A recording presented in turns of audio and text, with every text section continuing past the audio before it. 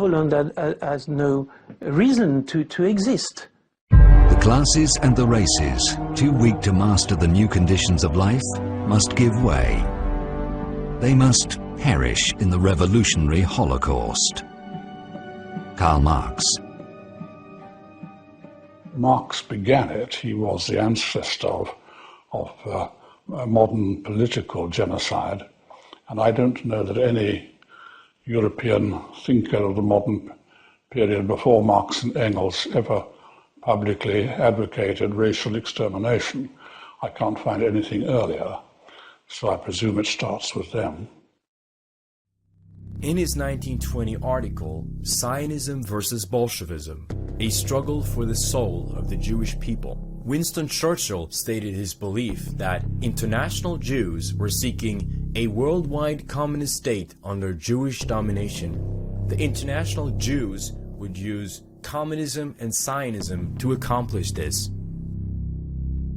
As a first step towards establishing Israel, Hezekiah Niles described in Niles' Weekly Register article that the Rothschilds had purchased Jerusalem in 1829. Rothschild helped found Israel, and Rothschild has always been the backer of Israel.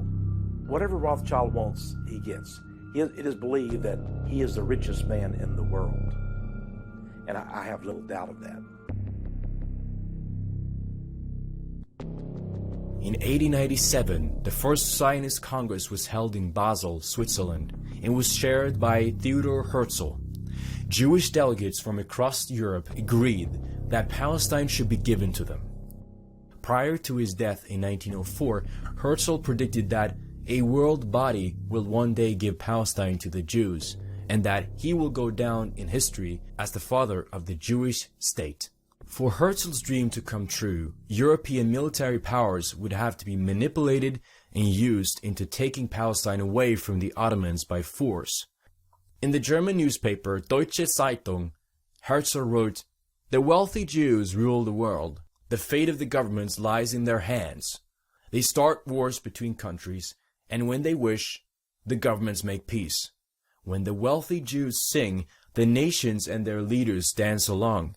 And meanwhile, the Jews get richer."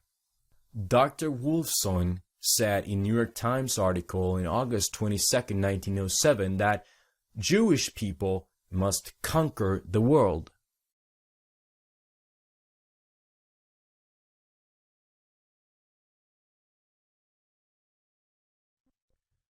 Communism was devoted to abolish private property in order to concentrate all wealth and power in the hands of the global central banking cabal. Around 250 years ago, in 1760, Mayer Amschel Rothschild created the House of Rothschild that paved the way for international banking and control of the world's resources. Money is power. Money is the only weapon that the Jew has to defend himself with. Mayer Amschel Bauer, born in Frankfurt, Germany in 1744, was a moneylender and a goldsmith on Jew Street, whose shop had a sign out front with a red hexagram on it. Eventually, he would change his name to Rothschild, which is German for red sign.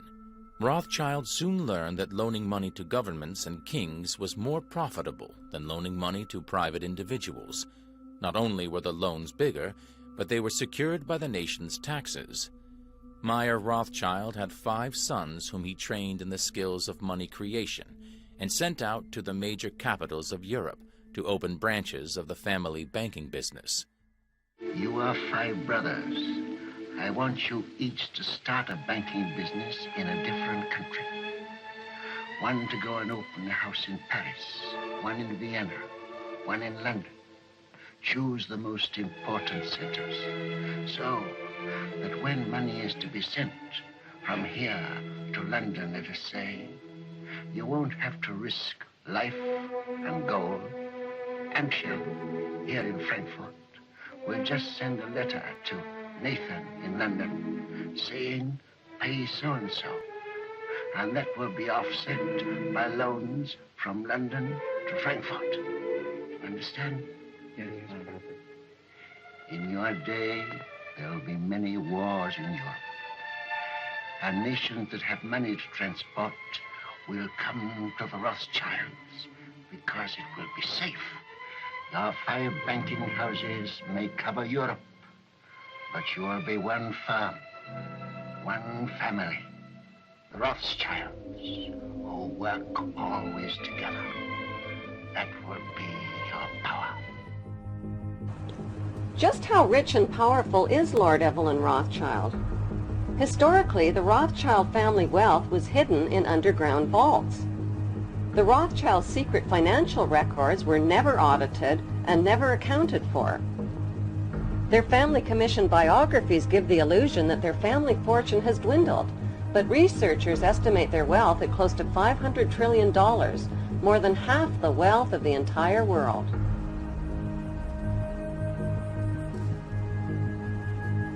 Besides their many castles, palace mansions, wineries, racehorses, and exotic resorts, the Rothschilds bought Reuters in the 1800s. Reuters then bought the Associated Press, which selects and delivers the same news stories to the entire world, day after day. They have controlling interest in 3 major television networks and easily avoid media attention since they own it. Until recently, they owned and operated England's Royal Mint and continue to be the gold agent for the Bank of England, which they also direct. They control the LBMA, London Bullion Market Association, where 30 to 42 million ounces of gold worth over $11 billion are traded daily. The Rothschilds earn millions weekly just on transaction fees alone. They also fix the world price of gold on a daily basis and profit from its ups and downs. Over the centuries, the Rothschilds have amassed trillions of dollars worth of gold bullion in their subterranean vaults and have cornered the world's gold supply. They own controlling interest in the world's largest oil company, Royal Dutch Shell.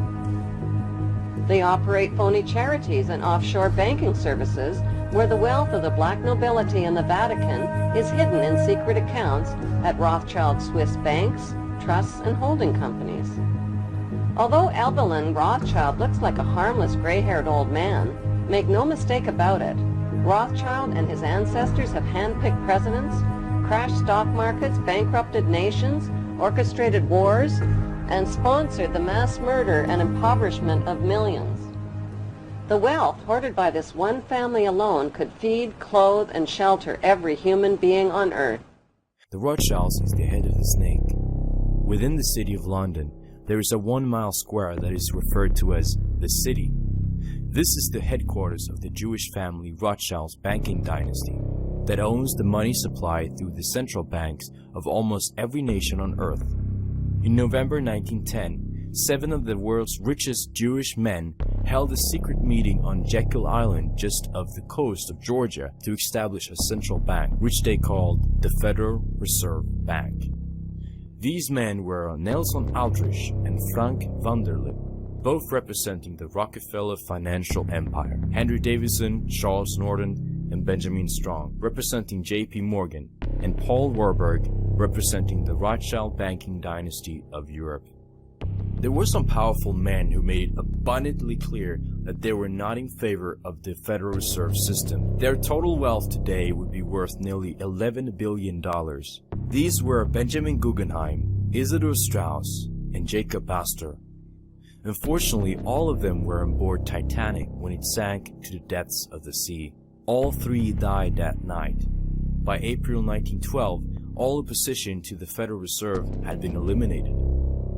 On December 23, 1913, after many senators and congressmen had left town for Christmas, the President Wilson signed a bill, and the privately owned Federal Reserve System came into being in the United States.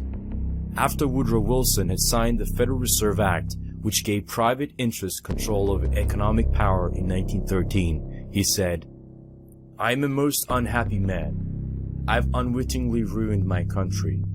A great industrial nation is now controlled by its system of credit. Our system of credit is concentrated. The growth of the nation, therefore, and all our activities are in the hands of a few men.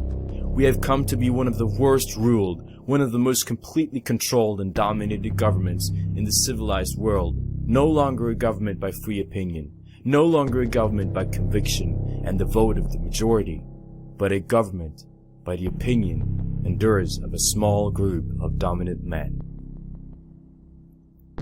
Jewish bankers and their rabbis actually celebrated the passage of the Federal Reserve Act in 1913. After the Federal Reserve was up and running, Charles August Lindbergh added, "The financial system has been turned over to the Federal Reserve Board. The system is private, conducted for the sole purpose of obtaining the greatest possible profits for the use of other people's money." The Federal Reserve System was neither federal, nor does it contain reserves, and nor is it a part of a decentralized system. The adoption of the debt-based financial system preached by Marx in the Communist Manifesto had been accomplished. The current banking system, fractional reserve banking, enables privately owned banks to create money out of thin air. Money today is simply numbers in a computer system, with only about 3% existing as physical currency.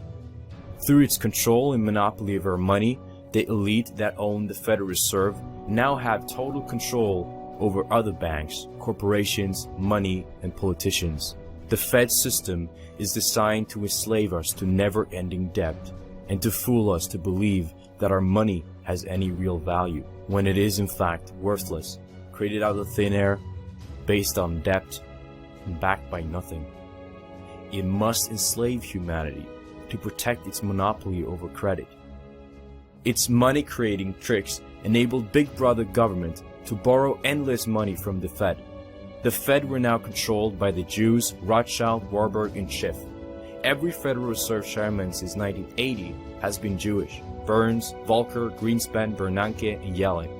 The House of Rothschild owns 57% of the stock of the privately held Federal Reserve Bank.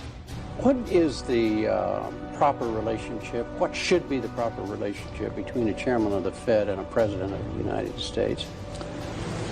Well, first of all, the Federal Reserve is an independent agency, and that means basically that there is no other agency of government which can overrule actions that we take. The Jew Harold Wallace Rosenthal explained, "Our power has been created through the manipulation of the national monetary system. The Federal Reserve System fitted our plan nicely since it is owned by us, but the name implies that it's a government institution. From the very outset, our purpose was to confiscate all the gold and silver, replacing them with worthless, non-redeemable paper notes. We, Jews, have put issue upon issue to the American people. Then we promote both sides of the issue as confusion reigns. With their eyes fixed on the issue, they fail to see who is behind every scene. We Jews glory in the fact that the stupid Goy have never realized that we are the parasites, consuming an increasing portion of production, while the producers are continually receiving less and less.